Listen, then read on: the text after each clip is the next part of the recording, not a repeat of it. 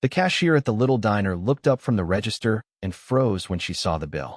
Marcus Hale slid a crisp $10 bill across the counter with his usual quiet calm. The same amount every single morning. Every day for the last 6 months. It had never varied, never grown, never changed. The waitress, Emily Carter, only 28 years old, had watched it pile up in her tip jar without ever asking why. She set the change in his palm, her voice soft. "Thanks, Mr. Brooks." Marcus Hale didn't answer. He just nodded once, picked up his coffee, and left the same way he always did.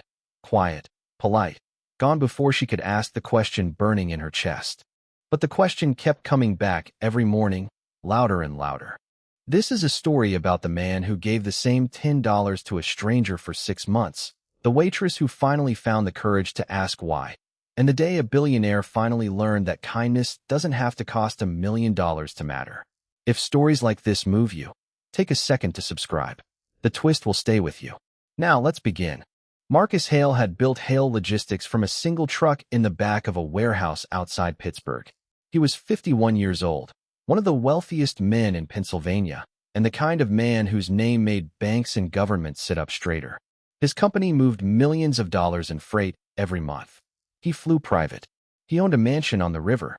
He had everything money could buy, except peace. His wife had left 3 years earlier, taking their son with her. The divorce had been ugly and public. The papers still called him the man who lost it all. So he had disappeared from the headlines, from the city, from everyone who once cared. He moved into a small studio apartment above a laundromat, wore the same faded jacket every day, and started working as a janitor at Maple City Hospital just to stay out of sight. He told no one, not his old friends, not his lawyers, not even the woman he had once loved. The first time he walked into Clara's Corner Diner, he had no idea who the waitress was. He just needed coffee. Strong. Black. No conversation.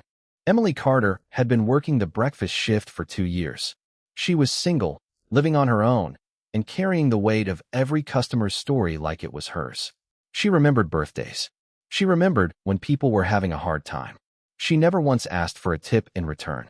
That morning, Marcus sat at the counter, slid the $10 bill forward, and said, "Keep the change." Emily rang it up.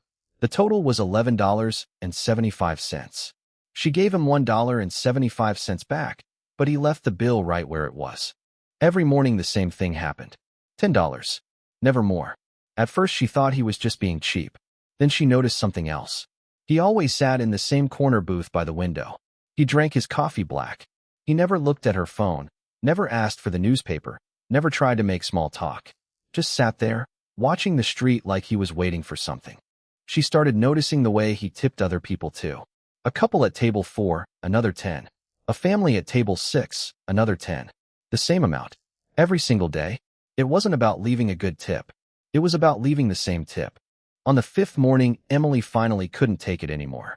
She walked over to his booth while he was finishing his coffee. "Mr. Brooks," she said, using the name the owner had given her for the register. "Can I ask you something?"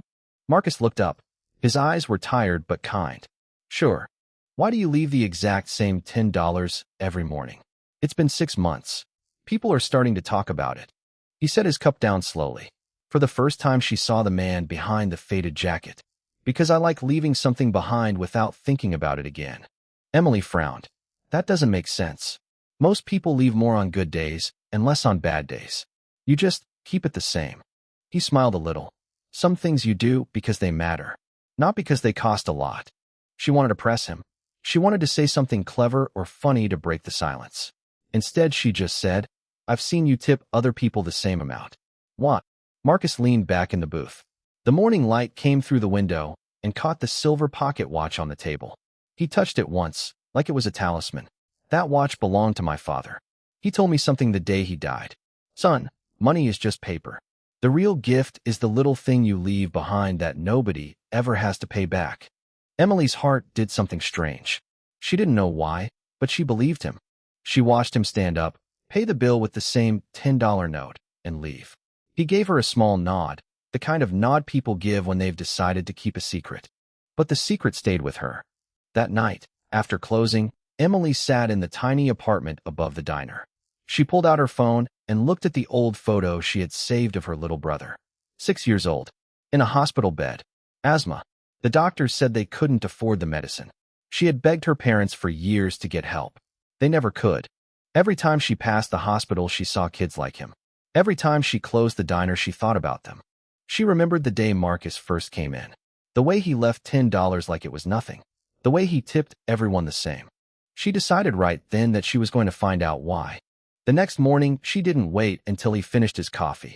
She walked over with the coffee pot and said, "Can I talk to you for a minute?" Off the clock. Marcus looked surprised but not annoyed. He stood up and followed her to the small office in the back. She closed the door. "I've been thinking about what you said," she started. "About leaving something behind. And I've been leaving things behind too. Every day? $20. Sometimes more. I just want to know why you do it the same way." Marcus was quiet for a long time. He pulled out the silver pocket watch and wound it once. The little ticks sounded loud in the small room. "Because some days I feel like I owe the world something I can't pay back," he said finally. "And $10 is the least I can do." Emily's eyes filled. "I do the same thing. I leave money at the hospital for kids who can't pay their bills. I leave food in backpacks. I leave notes in pockets. I leave hope in places where hope is hard to find." Marcus looked at her for a long moment. "You're a good woman, Emily." She laughed softly. "I'm just a waitress. I don't know what you are." He smiled. "Sometimes that's the best thing to be."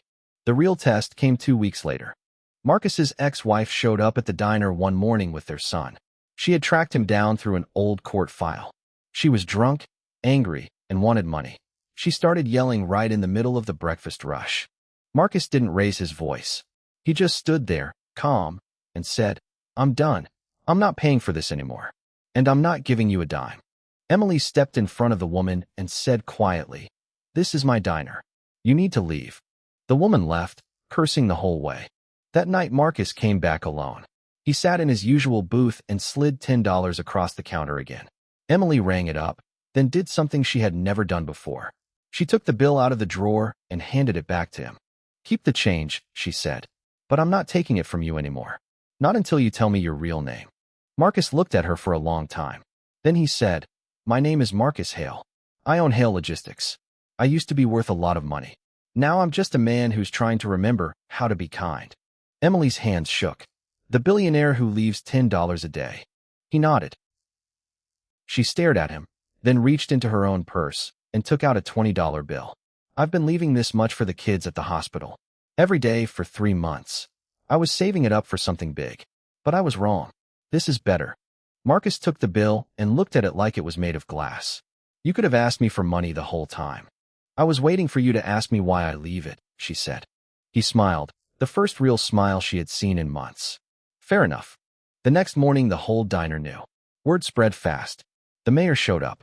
The newspaper sent a reporter. Marcus sat in his usual booth, wore the same faded jacket, and let them ask their questions. He didn't give interviews. He didn't ask for money. He just slid another $10 across the counter and said, "Keep it the same." Emily stood behind the counter, tears in her eyes, and told the story to anyone who would listen. The children at the hospital got new medicine. The single moms got groceries. And Marcus Hale, once a billionaire, started visiting the hospital every morning to leave $10 for the kids who needed it most. 6 months later, the diner was still there. But the small silver pocket watch that once sat on the shelf above the sink now hung around Marcus's neck, and every morning he wound it before he left. Emily still worked there, but now she sat at a bigger table and answered questions from reporters and the governor. Marcus never forgot the $10 rule. He never broke it. And every single morning, no matter how big his company grew again, he still slid that same $10 across the counter to the waitress who had finally asked him why. The lesson is simple. Money doesn't measure kindness. The heart does.